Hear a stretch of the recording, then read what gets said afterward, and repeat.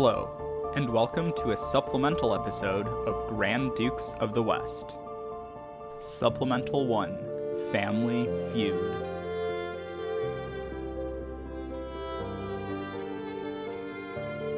Today we're going to take a break from the main narrative and look back at one of the blood feuds that shaped the Low Countries in the 12 and 1300s.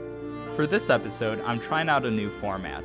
My plan for these supplemental episodes is to have them be shorter dives into specific topics that can provide context to the main story or just tell an interesting tale that's not quite part of the narrative.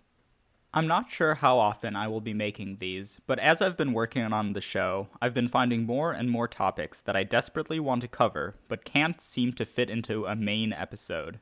Additionally, these past 2 weeks have been quite busy for me, and I just haven't had the time to put together a full episode. In episode 10, we will cover a double wedding between two children of Philip the Bold and two children of the Count of Hainaut, Holland, Zeeland. This wedding can be seen as marking the end of the Dampierre-Avesnes feud, so I figure now's a good, if not slightly overdue, opportunity to talk about it. To set up this conflict, let's go back to the disastrous Fourth Crusade. One of the few men for whom the crusade was less than disastrous was Count Baldwin of Flanders and Hainaut, and after 1204, Emperor of the Latin Empire of Constantinople. But this story isn't about Baldwin, or his short and ultimately also disastrous time as emperor. Rather, it's about his two young daughters, Joan and Margaret, who he left in the Low Countries. Upon hearing of Baldwin's death in 1206, Joan, the elder daughter, at the ripe age of 6, became the Countess of Flanders and Hainaut, and Margaret, aged 4, had a few more years free from responsibilities. But 1206 was a turbulent time. Joan's lands, Flanders and Hainaut, made her a magnate in both France and the Holy Roman Empire, and both polities were in the middle of conflicts. Philip Augustus, the King of France, was in the midst of a conflict with the English King John to dismantle the Angevin Empire. Meanwhile, two of the great families of the German Empire, the Welfs and the Hohenstaufens, were competing in a civil war for the position of emperor. And of course, these conflicts were intertwined. The Welf candidate for emperor, Otto IV, was King John's nephew, and so Philip allied with the Hohenstaufen. And as Joan's counties were sandwiched between France, the Holy Roman Empire, and England, she was quite literally caught in the middle of all this. Now, if you remember episode 5, The 100 Years' War, you should know that Philip Augustus was not a man to let an opportunity slip through his fingers. He saw the young Countess of Flanders and Hainaut, and knew that this was his best chance to extend royal control to Flanders. As the feudal overlord of Flanders, Philip was able to declare Joan and Margaret to be his wards and took them to Paris. The people of Hainaut were not fans of this move, as the county was in the Holy Roman Empire rather than France, but there was little that they could do. The Countess and her sister remained in Paris for the next 6 years, while Philip Augustus was ruling over Flanders in their name. But in 1212, Joan was considered to be of marriageable age, at 12 by the way, and so Philip was forced to end his wardship of her and find her a husband. Philip chose Ferrand, the 23-year-old son of the King of Portugal. Shortly afterwards, Philip arranged for the 10-year-old Margaret to marry the 40-year-old Bouchard of Avesnes. I know it was the Middle Ages, and large age gaps were common, but my goodness, this one's especially gross. And I'm not the only one to think so. I don't know if it was because of the age gap or for other reasons, such as Bouchard's desire for a piece of Joan's inheritance, but Joan and Ferrand fought against the match, and for the rest of her life, Joan despised Avesnes. Ferrand was supposed to be an ally of Philip, but unfortunately for the king, his son Louis the Lion accosted the newlyweds and forced them to give up the Flemish-held county of Artois. This move served to immediately weaken Ferrand and Joan's position in their counties.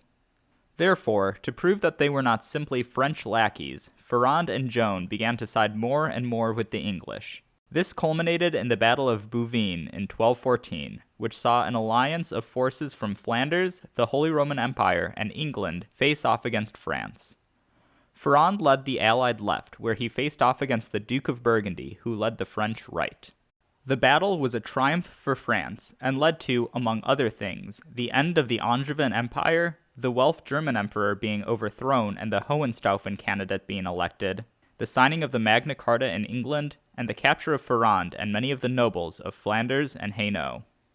Bouvines completely overturned the balance of power in Flanders in two main ways. The first was a general reduction in the power of the nobility. With so much of the Flemish nobility being captured, many were out of the county for years and had to pay large ransoms. This was combined with a rise of French influence in the county. For the past few years, the English and French kings had been competing with each other for support in Flanders. Both cultivated support by paying fief rents, or salaries paid in exchange for a pledge of homage to notables in the county. The defeat at Bouvines meant that the English could no longer pay these fief rents, and so many former supporters of the English began to support the French who could still pay. What remained of English supporters was almost completely urban, as the trade connection between England and Flanders was still enough to engender support from the merchants and cloth producers. After Bouvines, the now 15-year-old Joan had to deal with French encroachment into Flanders by herself, as her husband Ferrand was in French custody and would be for the next decade. Philip tried to get Joan to annul her marriage with Ferrand and marry another of his allies, essentially trying the same thing over again and hoping for a better result, but Joan refused. Ferrand was able to return to Flanders in 1227, but he died in 1233, leaving Joan with a young daughter who died a few years later. This meant that Margaret was now Joan's heir, and Margaret's children would be the future rulers of Flanders and Hainaut. So, about those children. As I mentioned earlier, Margaret married Bouchard of Avesnes when she was 10. Thankfully, they waited a few years to have children. Still weird, though. While this wait was definitely the right move, it did add some complications. As Joan despised her brother-in-law, she used her influence with the papacy to get the marriage annulled and Avesnes excommunicated. Still though, Bouchard and Margaret stayed together for the next few years and had 2 children. In 1219, however, Bouchard fell into Joan's hands and was imprisoned. Now, I can find frustratingly little on how Margaret herself felt about this. The fact that she remained with Avesnes after the papal annulment seems to suggest that she had some warm feelings toward her husband, but this could also be explained by Bouchard being controlling and refusing to release her. Additionally, at the time of the imprisonment, Margaret was only 17, and as such, probably lacked a lot of agency here. Some of my sources state that she was liberated from Avesnes, and others that they were forcibly separated. It's also worth pointing out that she likely held a different perspective on the marriage later in life than she did at 17. I found a collection of Margaret's letters at Epistulae, Medieval Women's Letters, which, by the way, is an awesome online repository, but none of the letters seem to mention her marriages. If anyone knows of any primary sources or secondary literature that dives into Margaret's perspective, I'd love to hear about it. Anyways, Margaret could not have been that devoted to Bouchard, because at the prompting of Joan, she remarried a few years later. This time to William of Dampierre, a man only 8 years older than her. Progress! Her sons with Avesnes were sent off to France to be raised away from their mother. Margaret had several children with William of Dampierre, who now stood as Margaret's heirs. Now, this was a big deal to Margaret's children both by Avesnes and Dampierre, but it wasn't necessarily a big deal to anyone else until Joan died without children of her own in 1244. All of a sudden, there were 2 batches of children who each wanted Margaret's valuable Low Country counties. The eldest of Avesnes, John, was 26, and the eldest Dampierre, William II, was 20. So when Margaret became Countess, the question on everyone's mind was who was legitimate and who would get what. Upon her accession, it seemed that Margaret was content to consider her Avesnes children illegitimate and give everything to her Dampierre children. Possibly this was due to some ill will towards her first husband. Possibly it was due to the fact that her Avesnes children, being raised in France rather than Flanders, were basically strangers to her. The combination of estrangement and disinheritance consequently made the Avesnes despise their mother, and soon they rose against her in revolt in order to claim what they saw as rightfully theirs as the elder children. After 2 years of conflict, the half-brothers went to King Louis IX, Saint Louis by the way, to arbitrate a compromise. Like many compromises when it comes to war and ambition, this one satisfied no one. The Avesnes were given the inheritance of Hainaut, while the Dampierre were given Flanders. The Dampierre were now angry that they lost Hainaut, while the Avesnes were unhappy to miss out on Flanders. So, John of Avesnes began to make alliances in the Holy Roman Empire to hopefully allow him to peel at least imperial Flanders away from the Dampierre, while Margaret prepared to ignore the ruling and still planned on giving everything to William II of Dampierre, and then Guy of Dampierre once his older brother died. The same Guy of Dampierre from episode 4, by the way. Soon enough, the two half-brothers found themselves in open war yet again. John of Avesnes gained a definitive upper hand, and in the peace forced Margaret to reassert his claim to Hainaut. But now fearing for her own position, Margaret enlisted the help of Charles of Anjou, the brother of King Louis, and offered him Hainaut if he defeated John. But all of this came to naught once Louis returned from crusade and ordered that everyone go back to following his original judgment. The next year, John of Avesnes died, and his claim to Hainaut passed to his young son, John II. As the Avesnes were now technically led by a child, tensions cooled significantly, and Margaret recognized Guy of Dampierre as her heir in Flanders, and John II of Avesnes as her heir in Hainaut. But this is not to say that the Dampierre and Avesnes were now one big happy family. Quite the opposite, in fact. The Dampierre may not have had their sights set on Hainaut anymore, and the Avesnes might no longer be fighting for Flanders, but the two families were now geopolitical rivals ruling counties with a significant border, and neither clan was willing to forget the violence of the 1240s and 50s.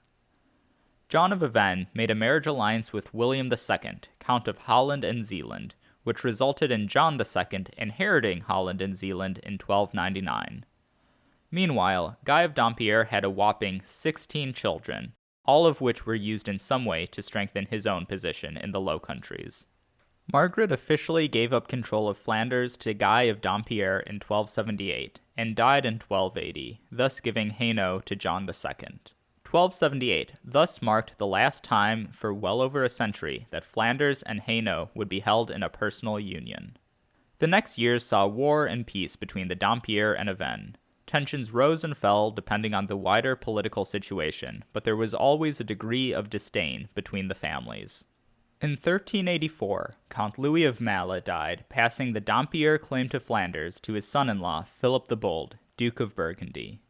Meanwhile, the 1350s saw a more contentious succession in Hainaut, Holland, Zeeland, between the Avesnes Countess Margaret and her Bavarian son William.